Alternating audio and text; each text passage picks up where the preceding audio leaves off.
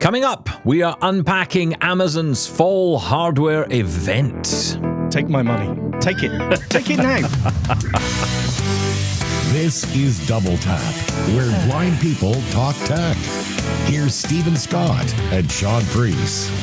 Hey, Shaun Preece, is it time to get the wallet out?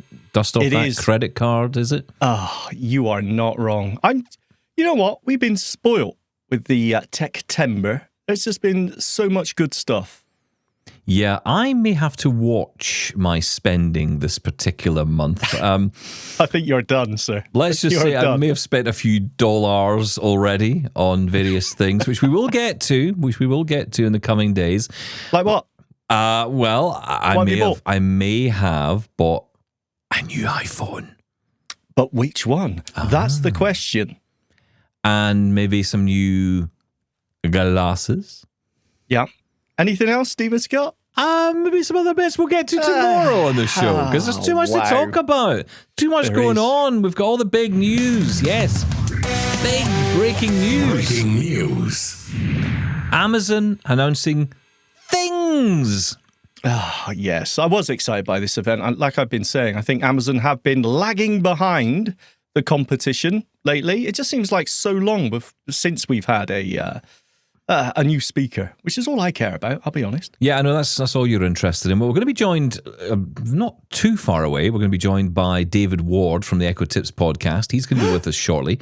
The Echo expert is coming here. Echo expert. Hopefully no echoes, though, because that would be kind of annoying for the listener if there was actual echoes in the program. But I think we've resolved all those issues, so we should be fine. But before that, though, we are going to bring you some news, because you might have been following the story. Double Tap News. Yeah, the story of Uber ending up in court. The Department of Justice in the US have taken Uber to court over, quite frankly, the way they handle disabled people's pickups. There's lots and lots to get to with this story, and joining us now to talk more about it is Shelly Brisbin, reporter, of course, broadcaster, and the producer for the Texas Standard program. She joins us now to give us more info on all this developing news as we get it. Shelly, good to have you here on Double Tap once again. Hi, Stephen. Good to be here. Yeah, good to have you here, Shelly. So talk to us about this court case then. What is Uber in court for?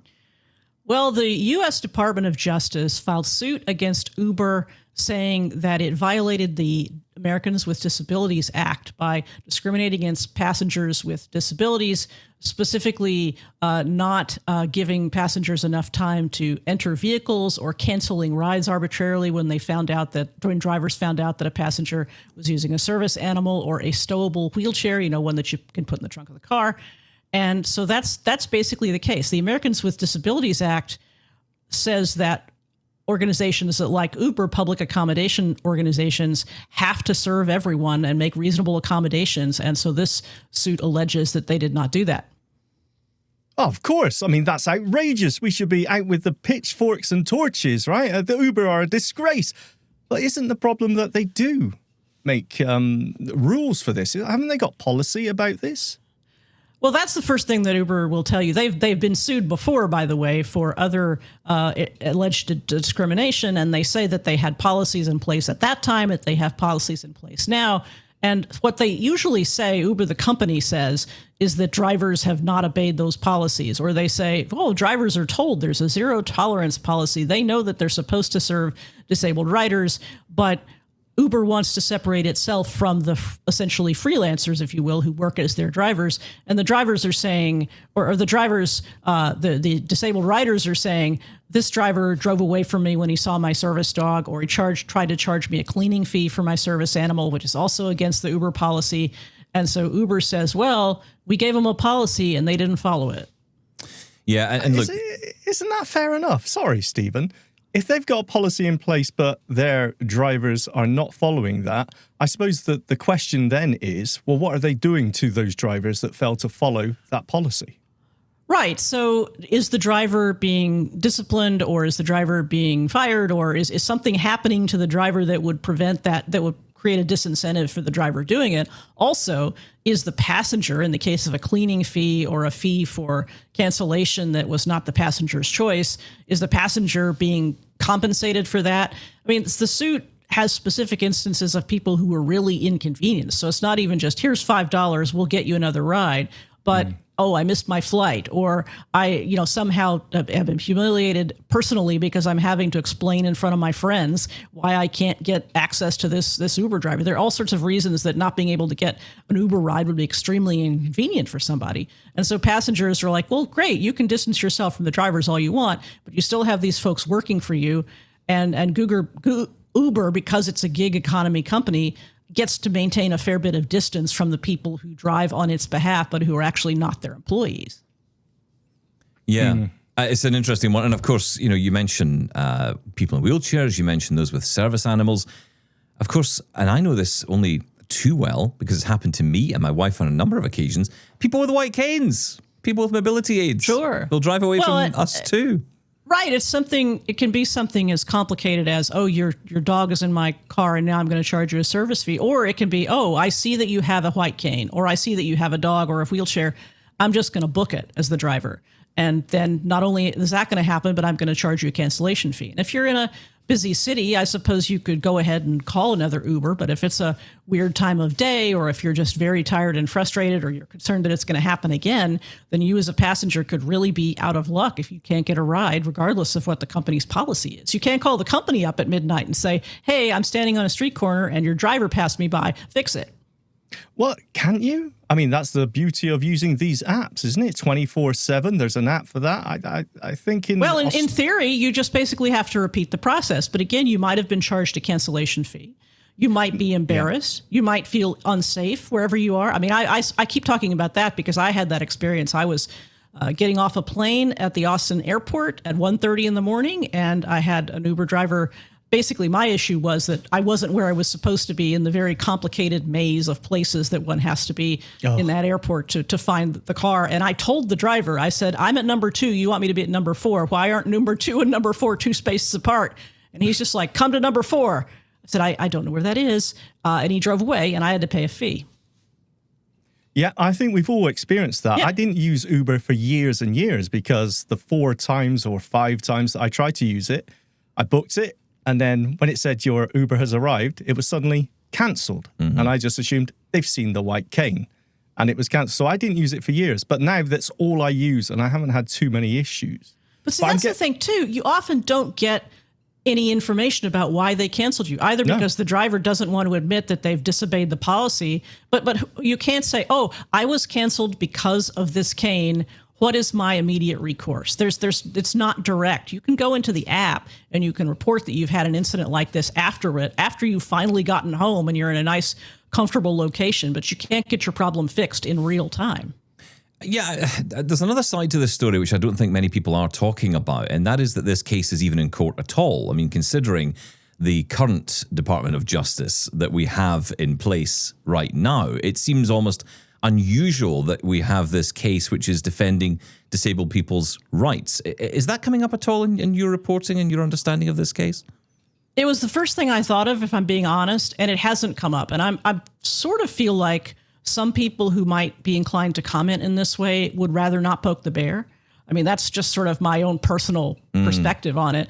Now, I should point out here that the last time this happened, because Uber was sued in 2021 and there was a settlement in 2022, it was a different administration. And I was actually surprised when I found out how quickly they had reached that settlement, because that case did begin 1 year and then it was settled the next year. And I think it is surprising that this Justice Department has taken this. Surprising to a lot of people who have seen things this year that have been uncomfortable for them and that they don't appreciate in terms of civil rights enforcement. And so I really, as I say, I really do think people are unlikely to want to challenge what they perceive as a good case that they hope goes forward. And so maybe the idea is, let's not make anybody mad. Yeah. But I mean, well, it's good that it's in court in that sense, that at least the case has gotten to court, that people are being listened to, if nothing else. It is interesting to me how these cases come about. How is this coming about? Is this organizations like, I know, for example, in the blind community, National Federation of the Blind has talked about this issue a lot. Are they part of this case? Are they part of the, I imagine, the class fact this action case, or is the fact this case has even come to fruition at all? These appear to be individual defendants. I know that NFB specifically, and you're probably aware that when the NFB had its convention in Houston a couple of years ago, there were some really specific incidents where blind folks were either left or they were just prevented from getting into a vehicle. And so that was a super bad look for Uber. And I honestly expected some cases to happen at that point, and they didn't. But the case, as it's reported by the Department of Justice, talks about individual plaintiffs, including a veteran who was, I believe he's a wheelchair user who was unable to get an Uber and therefore missed his flight. There are some blind people who were charged fees because they apparently took too long to get into a vehicle. So it doesn't really address the role of organizations in filing those suits. I would be very shocked if organizations like NFB weren't involved, but I am not certain how they were. I suppose the question is, what is the end goal? Obviously that this doesn't happen in the first place and we get equal rights, but I suppose if the policy's in place, is the objective to give this policy teeth? Hey, you really need to take this seriously because this is going to start to affect your bottom line because we're going to fine you millions of dollars. Well, right. And the way these cases tend to go and the way it went last time is rather than having a full court trial, the company settled. So Uber last time paid $2.2 million. Most of that money goes to the riders that were affected. Some of it goes to organizations that are providing rides for people with disabilities. It's split up in that way. But the question is, how much does Uber sort of factor this into their cost of doing business? And what's to prevent drivers from disobeying those policies in the future if training isn't very specific to, hey, if you're going to be an Uber driver, you have to accept service animals, you have to accept foldable wheelchairs, you have to deal with the fact that people might take a little longer to find your vehicle, and if you don't, you're not going to be driving for Uber. And those things are hard to see. Like what we're going to hear at the end of this case is either there was a trial and Uber was found guilty or innocent, or more likely there wasn't a trial and there was a monetary settlement, and the riders that were affected are going to get some money, and maybe the organizations that were involved in filing the suit are going to get some money. But is that going to be the cost of doing business, or is Uber going to say, oh, well, we need to really train our drivers better so this won't happen anymore? Well, I know you're following it with great interest. We're glad you are. Thank you so much for coming back on, Shelley, and updating us on this story. Keep in touch with us about this one. I will. Thanks. Thank you, Shelley. Interesting story, of course. Always good to have Shelly Brisbin on with us to dissect all of this. She is, of course, reporting and producing for a Texas Standard, and she will continue to follow this story. But, hopefully there will be some kind of resolution to this. I think, like you were saying in the interview there, Shaun, it's about, quite simply, making it possible for us as blind people to use these services without having to fear any discrimination at all.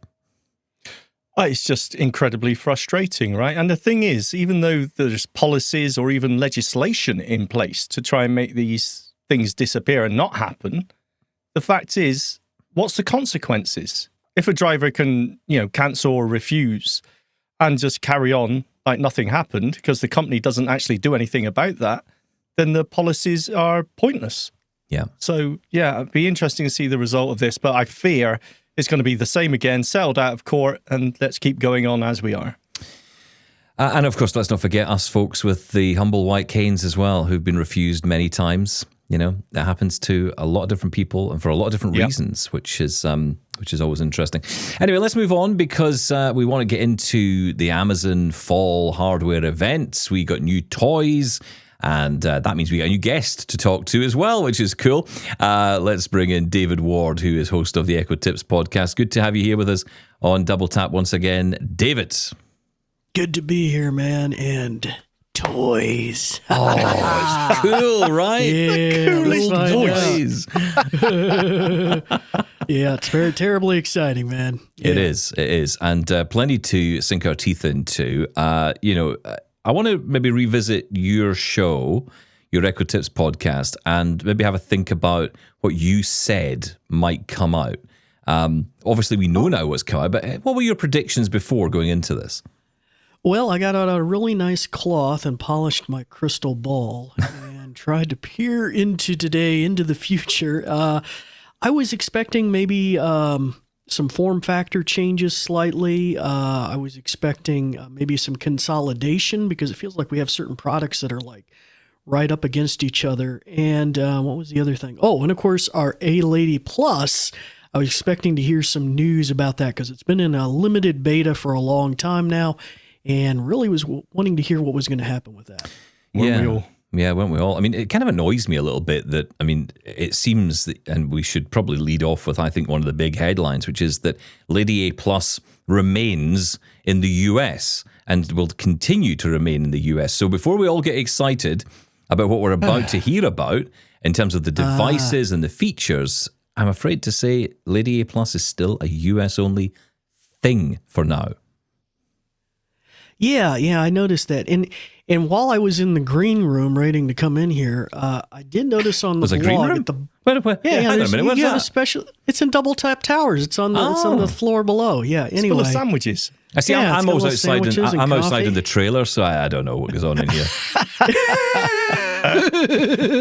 But I noticed on the website there was a little footnote at the bottom, and you guys probably read it too. But it didn't later to click to me. It said, all these features described above, blah, blah, blah, blah, blah, blah, blah, all these cool features may vary based on location. Yeah. So I'm like, well, wait a minute. If it's just America, why would the locations... So I don't know. Maybe there's going to be a more of a rollout than we know. I don't know. But you're right. It definitely looks like it's limited at this point. That's a pretty boilerplate disclaimer, right? Depending on... Because even when it does roll out past the US, I'm guessing it's going to be English-speaking countries first, and then it's going to add more languages. So, yeah, it's really disappointing, though. I really thought, and this was one of my predictions, that, okay, if they bring out new speakers, then that's the time when they, you can buy these on, next Friday or whenever it is. That's the time when they're going to push the button and make Lady A Plus, the AI smarts, available to everyone. Bring it out of beta, make it official, and take it out of the US only. That did not happen. No. So, sorry Canada, sorry UK, sorry everywhere else, quite frankly. But we did get new toys, and we can buy these things. It's not like we can't buy these devices. They will be available in many countries around the world, with pre-orders starting today. In fact, starting yesterday, as the event concluded. But I think at most places it's going to be October 29th before these are actually available to buy. It is important to, and that was interesting because I was talking about this actually on the show. I was talking, we did a live stream just during the event itself as it happened, and we were talking about this, and I said, oh, well, you've got that big Prime Day event coming up. I think in Canada it's October 7th to 10th, in the US I think it's 8th and 9th, and it's the same in the UK. And I thought, oh, that's great, because they'll launch these new devices and we'll get some discounts off the bat. No, because they're actually launching the devices at the end of October. So, yeah, after the Prime events. But that doesn't mean you couldn't get a discount on pre-orders in the Prime. That's true, yeah. Maybe they'll do a bit of an extra deal. Look, let's dive right in, because there's plenty to talk about. And I think I want to really start with the Echoes, because that's the headline for a lot of us, isn't it? That's what we're interested in. Yeah. So new Echo lineup is out, including a new Echo Dot Max, which is basically an upgraded version of the Echo Dot. And let's maybe start there and talk about that, because it's getting some pretty cool new features. It's getting, is it 2 speakers that's going into that, or is that for the one up, David? I think? No, you're right. Two speakers into it, which is a first for the Dot. Yeah. So proper stereo sound in there. Stereo. I think we should, as you're following your naming scheme, Stephen Scott, when we say Dot, there's 2 versions, I think, isn't there? There's the smaller cricket ball sized Dot, and then there's the bigger one, right? Or am I wrong on that? Well, no. There's different types. Is the bigger one just called Echo? It was, but they haven't revised it since like 2020. So, but it was a bigger ball design. The ball, it was just called the Echo, though. We used to call it the Pringle can, remember, back in the day? Yeah. Tube thing. But the Dot is the actual branding of the smaller, which is like a snow globe size one. Yeah, that's right, snow globe. And although it's funny, my dog, my lovely little dog, he loves to play with the Echo Ball, as I call it. He thinks it's a toy. My wife has got one next to her side of the keep bed. Throwing it for him. I'm not surprised. Well, I am trying to break it so I can buy a new one. You see, that's my intention here. But no, she's got one of the, I don't think they do them anymore, the Echo Dot with clock. If you remember that one, which had the kind of... No, I think they discontinued that. Yeah, I think they did, because that's the one that had the clock kind of built in behind the fabric, and it had like other, you could see the temperature on it, whatever. Yeah, it was kind of pointless. It was replaced later by the Echo Pop and the Echo Pop Clock, Spot. or whatever it was called. Spot, is that what it was? So They made a confusing, spot these names. with a screen, That's right, yeah. Which And was a camera. touchscreen, but didn't do anything really useful. Yeah. So, yes, they've now got the new Echo Dot Max, which kind of replaces that. And I guess this is a new lineup. I mean, okay, the thing to remember here is this isn't Apple, right? They're not just going to walk in and say, everything else is gone, you'll never see those products again. You're going to be able to buy the current existing 4th gen, 5th gen, whatever we're on, Echo Dot for a long time. They'll probably go on sale very quickly. You'll get some great deals on those. So those are going to hang around until basically the warehouses are empty. They don't do what Apple do and just throw them all out the back, or chuck them into the Apple, turn it into a new iPhone machine. They don't do that. So, you're going to get some good deals on other Echo products. But this new lineup, the new lineup from this year, is going to be the Dot Max. Also, a new Echo Studio. Oh, I was excited about this. I was happy about this. A new Echo Studio, which is the style of the Echo Big Ball, football, soccer ball, whatever you want to call it. Beach ball. Beach ball. Hang on. Let's try and figure this out. So there's still the Dot, which is the snow globe, Yes. right? And the Echo Max, then, I'm assuming, is replacing what was the Echo 5th gen, the bigger one. Echo Dot Max, yes, that's the Echo Dot Max, which is replacing the current Echo Dot, the ball, the kind of snow globe style. Is it replacing it? So you're no longer going to be able to get the snow globe style? No, as I said, you can still buy them, but this is the replacement for it. I think you're right, though. It kind of fits the niche of what the Echo used to. Yeah, because it's it going falls to be into bigger that. with dual How speakers. big is the Echo Max, I guess, is what I'm asking. Do we know? We got any sense of scale? Hang on, of this hang thing? on. Are you talking about the Dot Max? Because the Echo Dot Max Yes. is one option. That is the snow globe size. That is the small. So it's definitely a smaller one. Yes. Okay. That's the the size smaller of the current Dot. Yeah. Okay. And then they've just added Max to it, I guess, because they've added new speakers and there's a couple of new other things in there, which we'll get to. The Echo Studio is like a larger version of that. So that's more. So while one might be like a cricket ball, one's more like a football Yes. or a soccer The ball. size of the Echo. God, it gets confusing. Yeah, I've got the Yes. Echo Studio, and apparently this new Echo Studio is 40% smaller and has changed size into the orb, the Dot form factor. So yeah, I'm quite excited by this. It's meant to be smaller, but the speakers are meant to be a lot louder. But sounds better. Yeah. Well, they mentioned that Seemed like the Echo 40% Max. better audio out of it or something. Was I reading that? Smaller. I think 40% Smaller. more compact. What would before it was more of a rectangular shape? This is the new ball. Well, shape. the studios, now as the older gen studios, were like the Pringle, but big. They Oh, were really? big, thick. They were that cylinder. Oh, they were style. More like the HomePods, actually. They were very similar to the HomePods. Yeah. okay, like that's a big better. HomePod. Okay. Yeah. Yeah, but whereas these take on now, so they're all basically the same shape now, apart from the pop. And sounded dreadful, by the way. Well, comparatively, I thought they sounded great until I got the HomePods, and then they sounded terrible. Yeah, that's the So- problem. You can't ever compare them to the HomePods. And to be fair, I mean, okay, even price-wise, they weren't that far off it. So you could compare them even on a price level. Feature-wise, I think I would always have gone down the Echo route. Because this is the thing for me. The reason I'm excited about the studios is because I really do enjoy having the Amazon Echoes in the house. And I'm using two Echo, those ball ones. I don't know what the official name is. The Echo 4th gen or 4th 5th gen. The yeah. bigger one, right? Like the size of a football. So I've got UK two of soccer those. ball. Two of those stereo paired sound really nice audio out of them. Now, is it as good as two HomePods? Is it as good as a Sonos kit? No. But is it good enough? I mean, can I listen to music on it? I will say the stereo pairing does make a big difference. So night and day. yeah, it does. So I didn't quite like the Echo Studios that came out. I ended up giving them to Shaun because I was like, I can't do this. So I was like, no thanks. He enjoys them. But these new studios, I'm very keen to test out. Now, David, I know you've been reading up a lot on this. What are we hearing about what the sound is going to be like on these? Well, I think the thing that's going to be really cool, and I think this is a first time, so we're moving beyond stereo. We're moving on to that you can use the studios for surround sound in a theater-like environment. So that's going to be pretty cool. And of course, it has all the wonderful phrases, Dolby Atmos, and all those kind of cool things for high fidelity audio, which I think Shaun had expressed some sort of interest in having.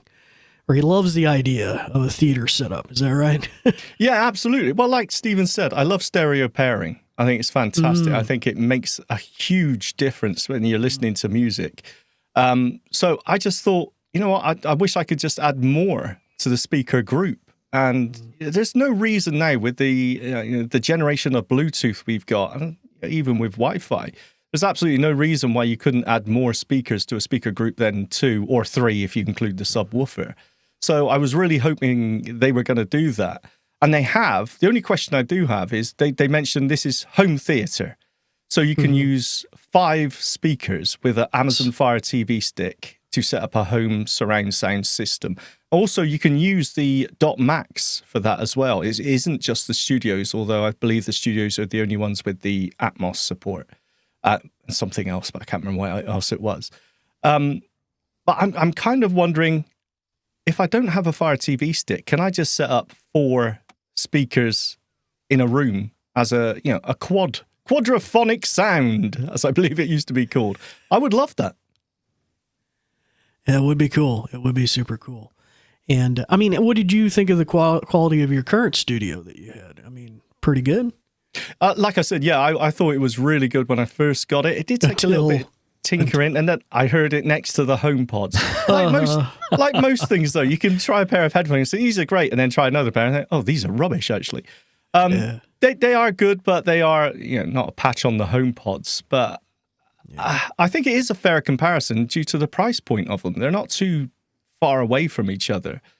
And, we're looking at $200 and change for a studio, I think. So yeah, $220 or something like that. Yeah, $220 is the current price. If you're in Canada, it's 139 Canadian dollars for the Echo Dot Max, and it's 299 Canadian dollars for the Echo Studio. Of course, that falls back to I think 99 US dollars and 220 US dollars respectively. So that's the kind of pricing. And look, again, if you're thinking about going for multi-room, then obviously you got to think about, what the best deal is. I mean, 4 studios, that's going to set you back a few quid. But can you use the dot maxes in comparison, alongside the other 2? That might be quite interesting. We could, I'm sure, do that. 2 dot maxes at the front, 2 studios at the back. Yeah, potentially. And all this would link through the Fire TV, which we can talk about a bit later. But the way you would connect it all together is through that. Now, of course, they have also talked about the fact that Lady A Plus can play a part in setting all of this up. That is not going to be available to anyone outside of the US, but you can still do the whole home theater thing. That was interesting because at first I read it as you can't have the home theater set up if you don't have Lady A Plus, because they kind of sold that as part of the way of setting up. You don't need that, actually. You can still set it all up in the app, probably the same way you can set up speaker groups right now.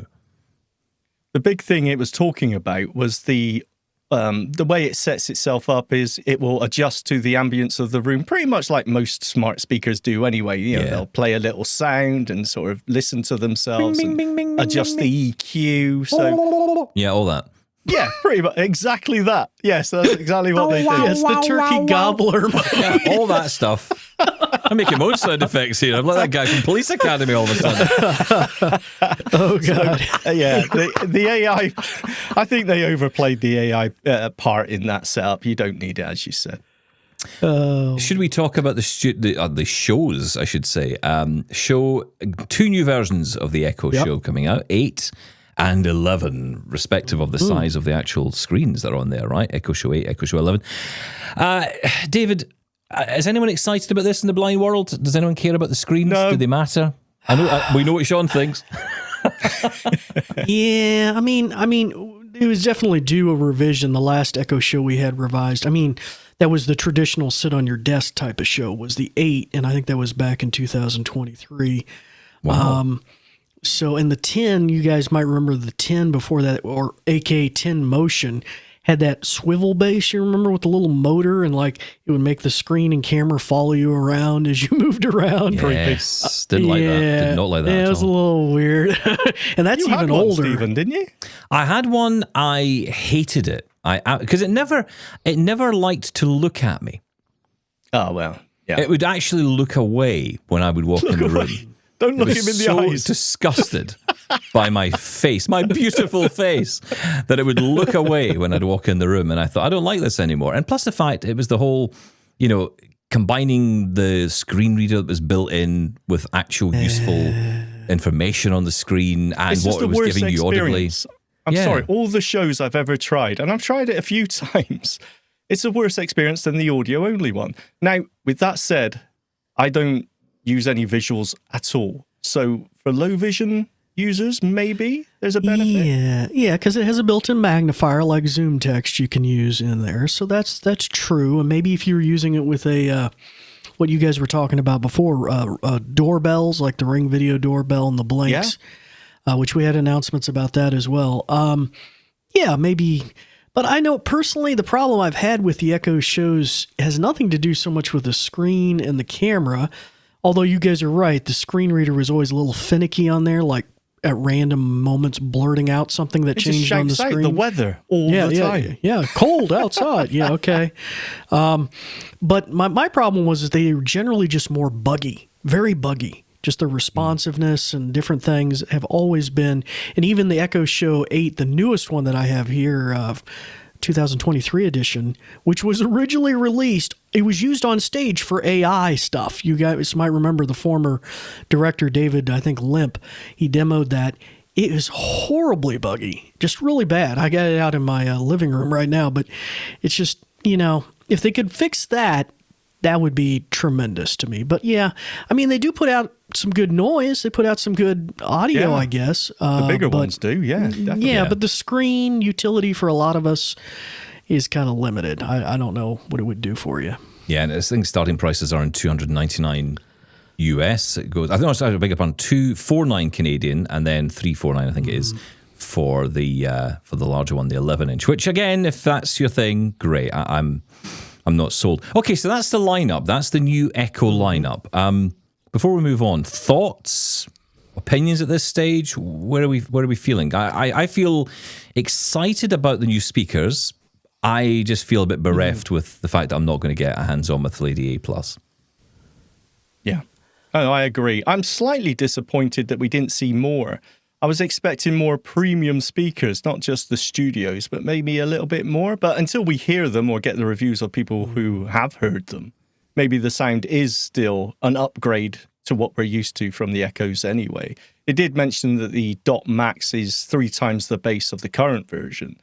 Now, as we all know, it's not just about the bass, but I was hoping there would be a range of high-end audio speakers to, put something up against the HomePods, to be honest. Maybe the studios are that. We don't know yet. David? Yeah, I think I was expecting some consolidation. I wasn't expecting it to go the direction it went. For example, we've had the Echo Dot Snow Globe for a while, but in the same kind of bedside desk kind of arrangement, we've also had the Spot, we've had the Pop you guys talked about, we've had the 5-inch Echo Show, so all these almost like bedside alarm clock like wannabe devices, and I was expecting to maybe consolidate down to one, maybe like a more just an Echo Dot, but instead they went the other direction and kind of made a fancier Echo Dot that's basically replacing the traditional Echo, which was not the direction I expected them to go. I guess the other thing, if you step back and look at these 4 hardware releases, is our entry point for our community has kind of changed a little bit. You used to be able to always point to the $50 Echo Dot or the whatever it is, $40 or $30 Echo Pop. But now the entry level for this new hardware class is $99, at least US, is the Echo Dot Max. So that's a little surprising. We've kind of lost out a little bit in that way. If you have a look on the Amazon website, it does a comparison of what speakers should I buy, and the ones that are listed there, the Pop is still there. So like it is being still made available. Pop, Dot Max, Studios, and the two shows are the only ones. I think that's the only ones they're listing now. So it seems like they have lost a few. Yeah, but as and to be Stephen fair, said, they're still going to be available until stocks run out. Yeah, and to be fair, the Pop is a 2024 product. So, I mean, it's not as old as a lot of the other Echo lines were, which were several years, if not 3 or 4 years. Where's the Flex gone? I want the Flex back. Oh, it was come terrible. on. Get over yourself. It's finished. I mean, don't get me wrong. That was if you had Bluetooth speakers in your house and you wanted to pair up to those, the Flex was brilliant for that, because that's what I use mine for, just being able to hook up to speakers in my Just kitchen couldn't or hear whatever. you. Ever. Yeah, that was the only other thing. Well, It's got they terrible did, mic in and it. that's something it did say. I remember reading something about the Dot Max and the Studio. Apparently, it's like 50% more able to hear you, and especially hear that wake word as well. The onboard processor. Yep. I don't really have an issue with it hearing me. It's hearing me at the wrong times. That's because you're always shouting and bawling. I tell you what I have an issue with. I have echoes in every room. And when I'm in one room and I want to talk to that speaker, the kitchen will start talking to me. Oh, It's meant to understand, where you're coming from and which direction. It's terrible at that at the moment. Now, as you mentioned, this is meant to be a lot better because of the new chips, the AZ3 and AZ3 Pro. Is that right, David? Yeah, AZ, which I think is a play on that Amazon logo where it's got the arrow between the A to Z because they sell everything from A to Z. So, but yeah, it also... Okay. Yeah. Now we get it. You know, so that's I'm going to give them a round of applause for that. That's not bad. That's not bad. So, and these processors, I mean, obviously it improves the capability, the AI, and all the rest of it. But there's also new sensors in there, right? There's all kinds of new fancy stuff. Was CSI Amazon in there now? What is that? Wi-Fi CSI? Did you read about that? I think me and Sean, we were both looking at it. Some sort of phrase they, I'm sure they're branding Omnisense. Yes. And it uses a variety of those sensors similar to ones we've had in the past where we have people or person detection, but combined with other things like Wi-Fi sensing and, like you said, the Wi-Fi CSI and other things so that it can sense maybe where there's movement in the room along with the camera and other things. Well, that is the AZ3 Pro chip, which is available in the Studios and the two shows. It's not in the Max. Now, that doesn't mean that you're not going to get presence detection. I am absolutely sure you will in the Dot Max anyway, because you do in the current Dots presence detection. You do. It's just all the other features, such as, obviously using the camera. It's only going to be in the shows anyway. So, but yeah, very interesting. Having routines, creating routines which, goes on presence detection is incredibly useful. So, I mean, I think one thing that's no one's picked up on here is the pricing. And I think the pricing is the step up. As you said earlier, $50 was the kind of standard. Now we're up to $100 base entry point. I think they're gearing up for that signature line. But they have to kind of get the pricing in order to say, okay, we're taking this a little bit more seriously now because, of course, I'm old enough to remember 3 years ago when they used to do these events and they would just come in and do, I remember on one event, they did 56 products and they just basically threw all this stuff at the wall and said, let's try this, let's try that. And most of it never went anywhere. Here's a smart unicycle. It's Yeah, great. mean, everything came out, everything. And of course, again, US only, most of it. But, aside that, you had those day one projects, let's try this, let's try that. And kind of genius in a way, but also a lot of that stuff never really made it outside of the US or even outside of the factory in some cases. But what they seem to do now is really focusing in and saying, okay, these are products we want to develop and build on.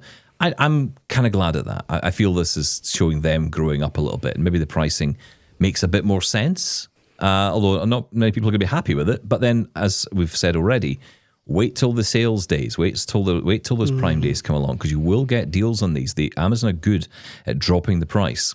So, it's not like, you have to wait for another generation to come out before the price goes down. Well, do you need to upgrade? I mean, especially if you're outside the US. I mean, we're not going to get any particularly new features here. We're looking at better sound.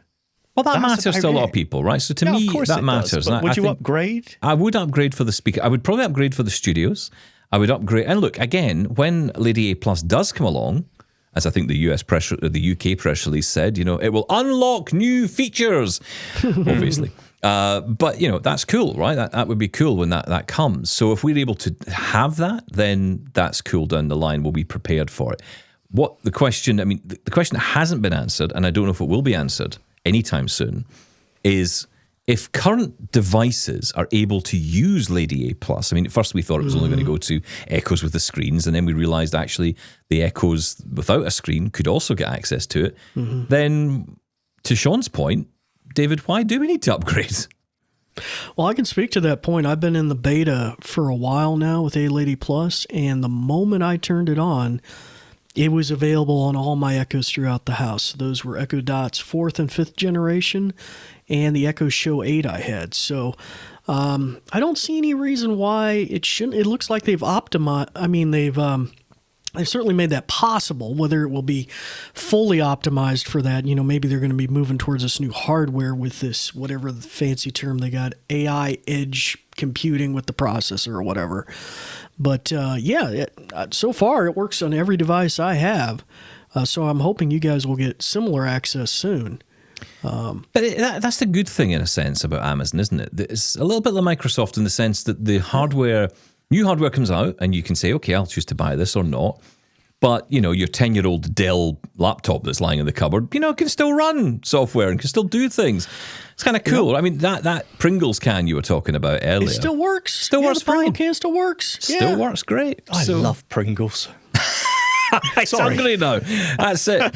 He's going to be going off to eat. Yeah, that's it. Original or sour cream and chive. Just saying. I did spot something at the bottom of the American press release at the bottom, guys. Boo!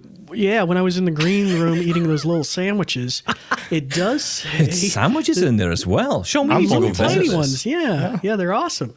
I was up all night making those. Carry on. And you ate them, says- David. Good luck to you. Godspeed, sir.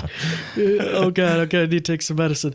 Okay, so it says there's going to be a rollout of an A-Lady Plus store. So, like the skills store, there's going to be a special skill store for A-Lady Plus enabled skills. So I don't know what kind of new fancy hotness that means, but that's in our Ira, future. be my eyes, seeing AI. Here I we don't go. know. That would be cool. Well, we did hear about partners, didn't we? We heard about like Uber and BMW, I think, was in there. Grubhub, a few others. Yeah. Bose, We're talking about Sonos. custom. That was we're talking interesting. about custom AIs, right? That's what we're talking about here. Are we? Or really? integrations, I would have thought, more than anything else. Yeah, but it's going to come across in the form of little agents. It did sound like A-Lady Plus, though, the actual voice assistant, virtual assistant, they did have partnerships, like you were just saying, with Sonos and Bose and stuff. So maybe some sort of integration to some of their speaker products at some point. I mean, we had that already with Sonos for a number of years. Yeah, you had the old A-Lady. Yeah, right? You could ask it to, Skills. play it to, just play on that speaker or whatever. That was quite cool. I remember I used to freak my friends out by doing that. But like, just ask it to play on that speaker, it would do it. That's how it works. It's amazing. Okay. Sorry, just quickly before we move on. David, you've been using the beta of Lady A Yes. Plus for quite a while now. Yes. Too long, by the way. I've never even tried it. But, do you think it is ready to roll out? How long are we going to have to wait here? I think it's ready to roll out. I don't know possibly why they're waiting, other than being an abundance of caution. Until a week or two ago, I couldn't control my microwave in my house. I guess they were afraid I was going to burn it down or something.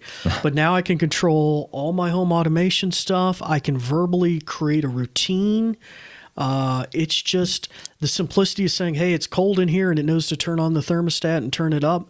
Yeah. Very, very versatile, along with all sorts of wackadoodle things that we never anticipated, like the, sending documents or pictures to it and it coming back and be able to explain what they're about or summarize them. I remember you sending that in to us as a demo, and I loved Yeah. that. That was a really, really cool feature. I want it.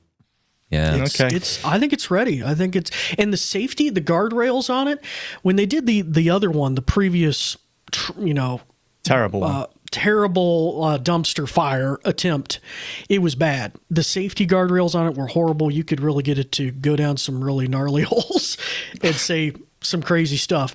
But now with the new Claude AI, really rock solid. I mean, they got really good safety guards on there and stuff. So I think it's ready for general public. I can't imagine why they didn't announce a larger rollout at this event, other than just, like I said, an abundance of caution. Before we run out of time on today's show, let us talk about some of the other features that are out there, or other things that are coming. So Ring and Blink cameras got a bit of an update as well. We saw some new designs, better cameras in there, 4K video with 2K recording. I do not understand what that means.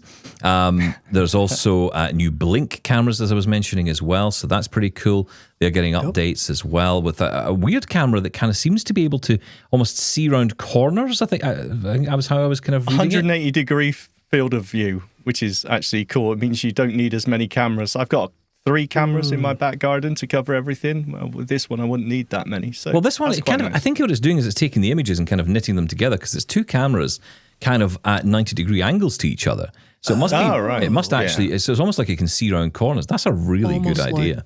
Like a security light camera thing you put on the corner of your house. Almost. Yeah, like a panorama view you can get, out of that, which is pretty smart. But we must talk about some of the cool Ring features that are coming. I mean, the cameras and the new hardware is lovely, but and what does that mean? Well, okay, it means you get better footage. In some cases you get better field of view, as you were saying. But color night vision as well, I think. Color night vision, that was pretty cool. But there's one feature which I think Shaun should tell us about, because it involves our lovely furry friends. Hit it. Beautiful. You knew it was coming. Yeah, and hang on. And coming soon, in the future, cats as well. Yes, and other pets. So what we're talking about, and it was really a highlight, which is so strange, is a feature called Search Party for the Ring cameras. And Search Party is something where if your dog gets out of your house and starts roaming the streets, the other video Ring cameras in your neighborhood can actually detect your dog and let you know where that dog is. It's almost a global CCTV network. And I thought this was a fantastic idea, and sort of thought, well, why don't they have this for, hey, I wonder where my children are at the moment, or, whoever else. But when you think about it, there would be an uprising about this. You could track someone walking down the street virtually. But let's not get into that yet. The Search Party for dogs, and as you mentioned, this is coming out in November, and later on it says we'll support cats and other pets. So if you lose your budgie, don't worry, the video doorbells will find it. I think this is a really cool feature and a great use of AI. I'm going to call it the 101 Dalmatians feature. Yeah. In that movie, that's how they find the dogs, they signal down, and then, oh my gosh, it's wild, man. It's a great idea, and it almost is a little bit like that AirTag network that iPhone or Apple has. Kind of similar idea. I've been intrigued to see how that works in reality, but I do like that idea. And, again, it's just a way of making sure that we're, our pets are safe. And, a lot of people are very keen at the minute to buy pet trackers, but they have limited use, especially if you're outside of the Bluetooth range, unless you buy a really special one that's got, its own SIM card in it and all the rest of it. GPS, Yeah, it gets really tricky to keep track. So, and then they don't last very long with the battery. I mean, this just sort of shows the roadmap, with the Ring video doorbell communities, the thread networking, and just sort of meshing all this stuff together. And they've really had an impact on the market. I see Ring video doorbells all over the place now. So, yeah. A couple of things also I noticed. Familiar faces is going to be a new feature. And these will come to existing doorbells as well, which is kind of cool. So you'll be able to... I don't know how it'll know unless you tell it, I guess, but essentially it will get to know faces, familiar faces, and you can even customize greetings for people as well. So the postman, just leave it at the door. Every time, every Amazon guy I ever have at my door, he has the same line from me, which is just leave it at the door, will you? Or stick it in the storage box, or whatever. And, if we can, just have that automated, that's nice. Thank you. AI generated greeting per each person. Yeah. Yeah, it's really cool. Yeah, the A-Lady Plus will actually do the talking for you. It'll say you're in the kludge. Did I get that right? Is that how it's supposed to be? I'm in the Entirely toilet. wrong. Entirely wrong. Kludgy. Kludgy. Scottish bathroom. Kludgy. Yes. Kludgy. Yeah. So, good to see the cameras getting an update. That's pretty cool. Fire TV getting an update as well. New OS as well. David? Vega OS. Vega. Yeah, for the Fire TVs. I think me and Sean have had this discussion that there's a lot of bugs in the Fire TVs and some lack of responsiveness. So and I think that was more or less called out in the description of why they were moving to the OS. It was going to be more responsive. So if they can do that and fix some of the audio issues that have been there as of late, where like my voice view screen reader is like screaming at me in the room, but I can barely hear the movie, I will be terribly happy. Yes. Especially with the new home theater option with the new speakers, this has got to work because it just didn't before. And we're talking new Fire TVs. We're talking about a new Fire TV stick as well, one called TV Select, which, again, will have this new operating system. You know what? This is going to cost like $50 or something to buy. I think I might be prepared to drop that kind of money on this just to see how this worked. They got you again. Well, they did on this one because I think... I've got four or five. Well, it's a new OS, right? Unless I find out that the existing 500 of these I have lying in a drawer somewhere can get this Vega OS, which Does it have a screen reader? That's the question. Oh, it must do. I mean... It will, I'm sure. It must do. Okay. That would be... Can you imagine if it doesn't? Famous last words, yeah. Yeah, I know. That would be pretty horrifying if it didn't. Have you ever tried on these TVs, David? The actual Fire TVs? Oh, the actual, I think they brand them now Omnis, right? Yeah. No, I haven't, but I think almost from day one, Peter Korn, their director of accessibility at Amazon, I think demoed one of those TVs. And almost from the very beginning, I think they've always had the voice view screen reader built in. So I do appreciate that about them. And to be honest with my vision, what very little is left, a cheap functional TV that just puts out good audio is more important to me than anything else. It doesn't need to be 4K, 8K, 20K. No. It doesn't matter how many K it is. I'm not going to be able to 0K is more than enough. Well, if you could just plug the Fire TV stick into some kind of audio device, we'd be fine, right? HDMI dummy. Yeah, basically. I mean, that would be ideal for us. I think ultimately it's about being able to access the entire system. How many times have we talked about this on television operating systems, being able to navigate the whole thing, being able to get through the electronic program guide, get through the menus, get into the apps, control Live those TV apps. with AD. Live TV with AD, another bane of our lives. All that stuff. So, it'll be interesting to see how these develop. Pretty cool. That is kind of it in terms of the event. I mean, Lady A Plus is the headline feature, but the interesting thing, of course, is that it's not going to be available to everyone at once. But you are going to be able to access it, and that's great because you can then tell us what it's like. And then basically what you can do for us, David, is you can beta test it for us, and then the rest of us in the world can then look forward to trying it out when it's working perfectly. Oh, well, thanks.